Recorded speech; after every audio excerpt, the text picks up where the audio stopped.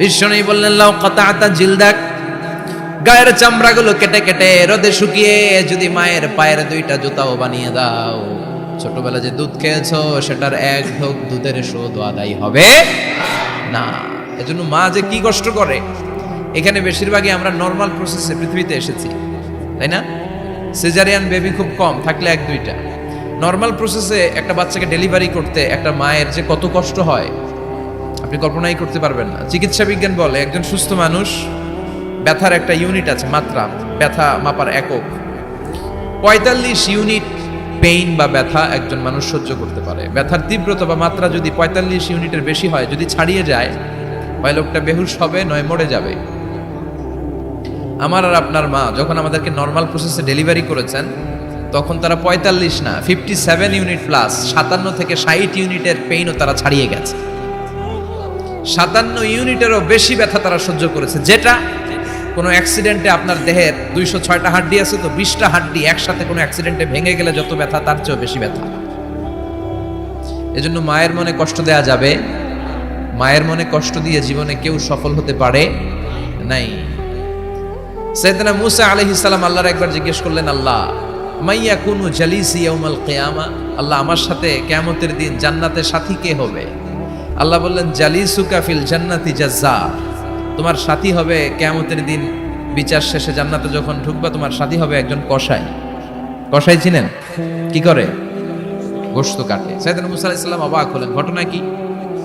কসাই, আমি হইলাম নবী আর আমার সাথে জান্নাতে থাকবে? হাউ কাম ইটস পসিবল, এটা কিভাবে সম্ভব?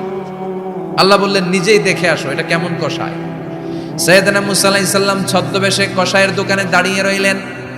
দেখলেন স্পেশাল বিশেষ কোনো আমল নাই, কসাই শুধু গোশত কাটে, গোশত বিক্রি করে। দিন শেষে দোকান বন্ধ করে প্যাকেটের ভেতরে গোশত নিয়ে বাড়িতে রওনা হয়েছে। বাড়ির ভেতরে ঢুকে যাওয়ার পর সাইয়েদনা মূসা আলাইহিস সালাম ঘরের দরজার কড়া নাড়লেন। কসাই বলে, মান আনতা, তুমি কে?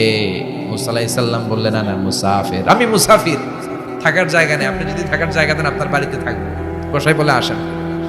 সাইয়েদনা মূসা আলাইহিস সালাম ঢুকলেন। কসাই বলে, এই ঘরে একটু থাকেন, ওই ঘরে আমার একটু কাজ আছে। মূসা আলাইহিস সালাম বললেন, যান, কাজ সেরে আসেন। মূসা আলাইহিস সালাম খেয়াল করলেন ওই ঘরে মাচার উপর থেকে বয়োবৃদ্ধ এক নারীকে তিনি নামিয়ে গোসল করালেন, টাওয়াল দিয়ে গা মুছিয়ে দিলেন, নতুন জামা পরিয়ে দিলেন।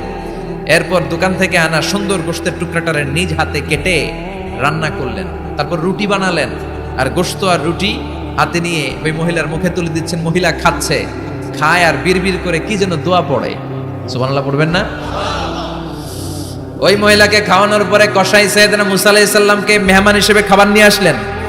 বললেন, ও পথিক, খাবার খান, সকালবেলা আপনিও চলে যাবেন, আমিও যাব আমার দোকানে, খেয়ে আপনি ঘুমিয়ে পড়েন। মূসা আলাইহিস সালাম বললেন, ততক্ষণ পর্যন্ত তোমার আনা খাবারে আমি হাত দিব না, যতক্ষণ না তুমি বলবা ওই মহিলাটাকে। কসাই বলে, হাদিহি উম্মি, এটা আমার মা। হাদিহি উম্মি, এটা আমার মা। এই দুনিয়ায় এই মা ছাড়া আমার কেউ নাই, আমিও ছাড়া আমার মায়ের কেউ নাই। তাই প্রতিদিন দোকানের কাজ শেষ করে গোশত এনে রান্না করে আমার মারে আমি খাওয়াই। হাদিহি উম্মি, এটা আমার জনম দুঃখিনী মা। সাইয়েদনা মূসা আলাইহিস সালাম, বুঝলাম তোমার মা, কিন্তু তুমি যখন রুটি তোমার মায়ের মুখের ভেতরে তুলে দিচ্ছিলে, তোমার মা বিড়বিড় করে কি যেন পড়লো, কি পড়ে তোমার মা? কসাই বলে, আমার মায়ের একটা পাগলা দোয়া আছে। কি দোয়া? আমি জানি কশিন কালো এই দোয়া কবুল হবে না। আবেগের বশবর্তী হয়ে প্রতিদিন আমার মা আমার খেদমতে আমার উপর এত সন্তুষ্ট হয়ে যায়, এত খুশি হয়ে যায়। আমার মা প্রতিদিন বলতে থাকে, আল্লাহুম্মা জাআল ইবনি জালিসা মূসা ইয়াউমাল কিয়ামা। ও আল্লাহ, আমার ছেলের খেদমতে আমি এত সন্তুষ্ট, আমার ছেলের উপর আমি এতটাই রাজি খুশি। শুনেছি এই জামানার সবচাইতে বড় পয়গম্বর, বনি ইসরাইলের সবচাইতে বড় নবী, ওই নবীর নাম নাকি মূসা। ও আল্লাহ, আমি এত কিছু জানি না, এত কিছু বুঝি না, এত কিছু চাই না, তোমার দরবারে শুধু একটাই চাওয়া, একটাই ফরিয়াদ, তুমি আমার ছেলেরে কিয়ামতের দিন মূসার সাথে হাসর নসিব করে দিও। আমার ছেলে কসাই ছেলেটারে তুমি মূসার জান্নাতের সাথী বানিয়ে দিও। আল্লাহুম্মা জাআল ইবনি জালিসা মূসা ইয়াউমাল কিয়ামা। জালিস মানে ফ্রেন্ড, বন্ধু। আল্লাহ, জান্নাতে আমার ছেলেরে তুমি মূসার বন্ধু বানিয়ে দিও। মূসা আলাইহিস সালাম এবার বুঝতে পারলেন। তিনি বললেন, ঘটনা তো এই জায়গায় এতক্ষণে বুঝতে পেরেছি, কেন আমার সাথে মুসাফির মুফাসসির যাবে না, হাফেজে কোরআন যাবে না, শহীদরা যাবে না, ওলিরা যাবে না, নবীরা যাবে না, আমার সাথে জান্নাতে যাবে কসাই। এটা মায়ের দোয়া। কার দোয়া? মায়ের দোয়ার দরকার আছে না নাই? অনেক পাওয়ারফুল মায়ের দোয়াটা। বুলেট মারলে বুলেট মিস হয়, মায়ের দোয়া মিস হয়? ড্রোন হামলা করলে ড্রোন হামলা মিস হয়ে যেতে পারে, কিন্তু মায়ের দোয়া কঠিনকালে মিস হয় না। চিল্লায় বলেন ঠিক কি না? মায়ের দোয়াটাও কবুল, বদদোয়াও কবুল। ভয়ঙ্কর কিন্তু। মা দোয়া করলে কবুল হয়, কিন্তু বদদোয়া করলে কবুল হয় না। এরকম হলে it was not a big deal, এটা বড় সমস্যা ছিল না। কিন্তু দোয়া করলেও যেমনি কবুল, বদদোয়াটাও কবুল। এজন্য খবর আছে না নাই? এজন্য মায়ের কাছ থেকে সবসময় দোয়া নিতে হবে। দোয়া নিতে রাজি আছেন? আমাদের সমাজে এরকম অনেক ধরনের কুসংস্কার। 2 কলা খেলে 2 বাচ্চা হয়, তাই না? আসলে কি কথাটা ঠিক? বাচ্চা একটা হবে না 2টা হবে, ছেলে হবে না মেয়ে হবে, এটা কে দেয়?